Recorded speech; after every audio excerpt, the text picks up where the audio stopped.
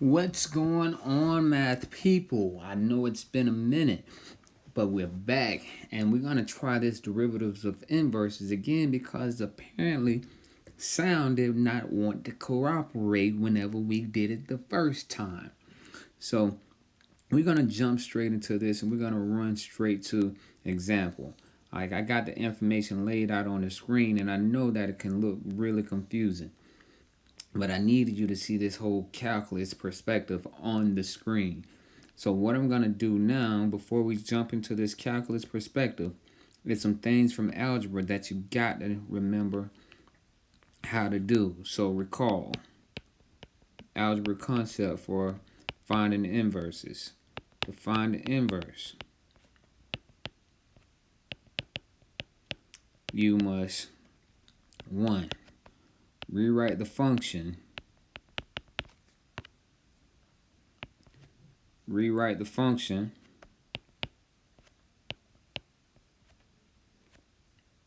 And we'll say the function is f of x as y. Then we swap the x and y, and then solve for y. Once you have gotten the y all alone, you have found the inverse function. Alright, so let's go ahead and jump straight into an example of, first of all, let's calculate some inverse action. So example, it gives us the function f of x equals 3x to the fifth and a equals 4. We'll talk about what that 4 means whenever we get it into play.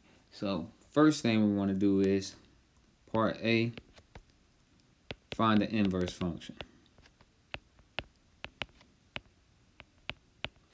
Alright, find the inverse function. We're going to rewrite the original function as y equal 3x to the fifth. Swap x and y, x equal 3y to the fifth. Solve for y. Solving for y, we have x over 3 equal y to the fifth. Undo that fifth power by fifth root.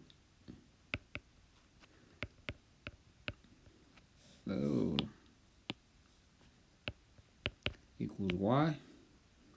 So our inverse function is the fifth root of x over 3. Calculated the inverse function. Good to go. All well and good. Alright. The next thing we want to see about graphing this information. Like you can toss, like whenever you graph original functions, original and inverse functions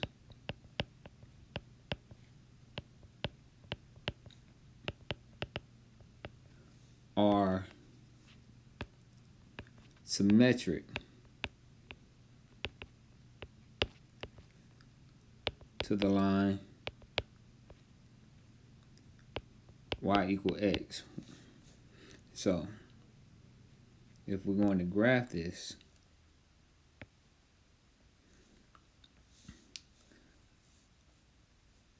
go ahead and draw the line y equal x. Alright, I'm going to graph the original function in black.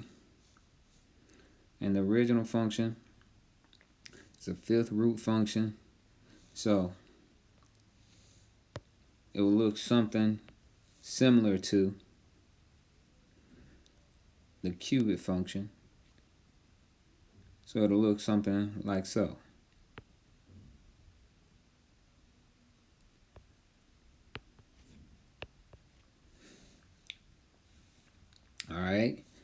And the I'm sorry, that was the fifth power. I'm sorry, this fifth power function. And I will graph the fifth root function in green. It's just going to be a direct reflection. And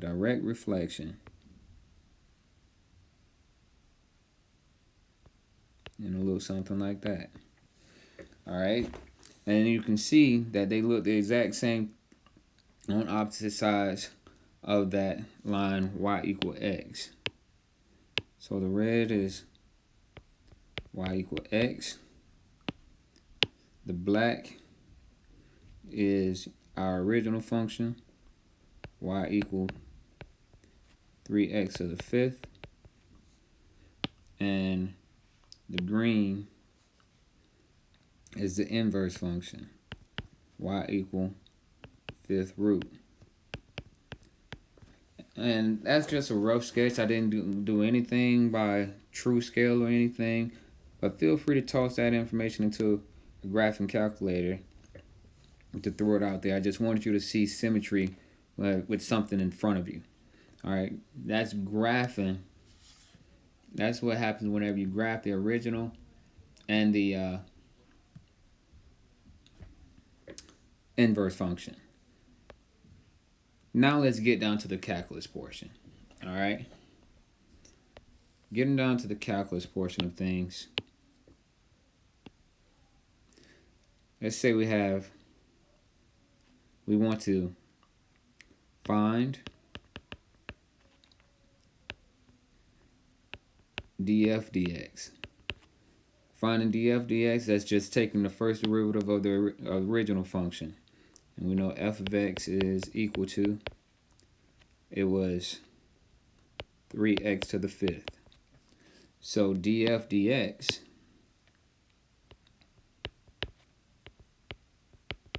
equals, it would be 15x to the fourth.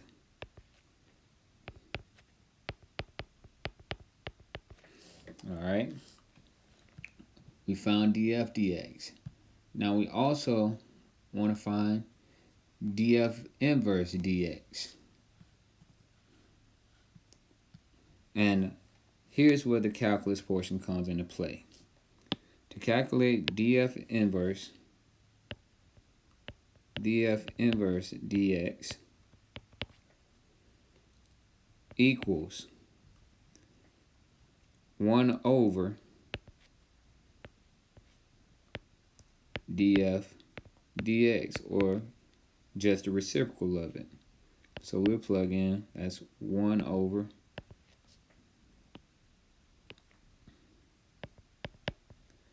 (15x to the fourth).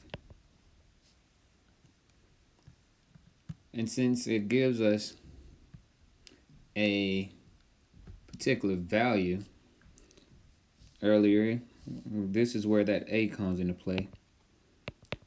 When x equal a, and a was 4, our solution would be 1 over 15 times 4 to the fourth, which would equal 1 over 3,840. Or we could have evaluated this guy up top. That's the solution for the inverse portion. Or we could have evaluated this guy and just took reciprocal of it.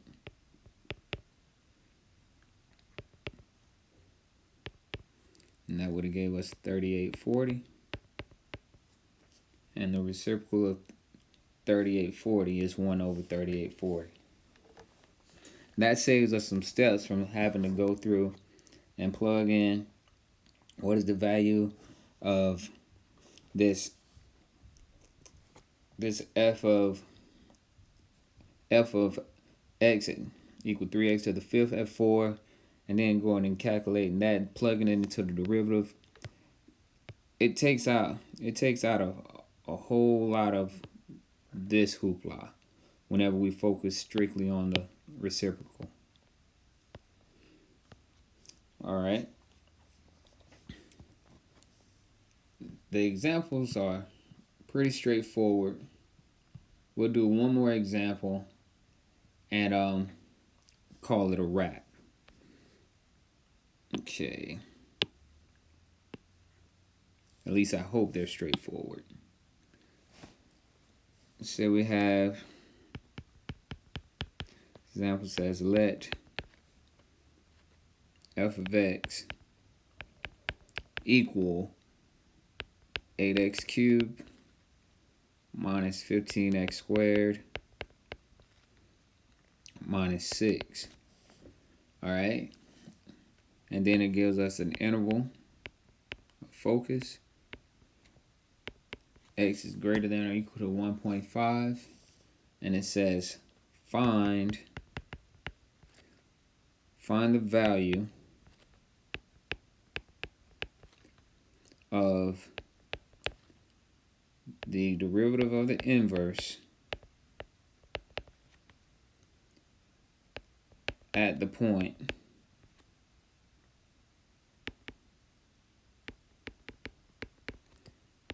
x equal 75, which is equal to f3. Alright, so the plug-in value itself, go back, sorry about that, is this x equal 3. That's it. A equals 3. Alright, so we're going to proceed finding the derivative of the function, and we'll use the derivative to calculate the inverse value. Alright, so we have 24x squared minus 30x, and we just apply the power rule all throughout there. When we plug in x equal a, we have 24 times 3 squared minus 30 times 3, and that equals, toss this into the calculator, 24 times 3 squared minus 30 times 3, 126. So we have the derivative is 126, but the problem asks us to find the value of the inverse. So when finding the value of the inverse, df inverse is equal to the reciprocal of the solution that's produced by the derivative. Alright, that's our focus for finding values of derivatives, the inverse derivative. Alright, we'll be back next time for some new math.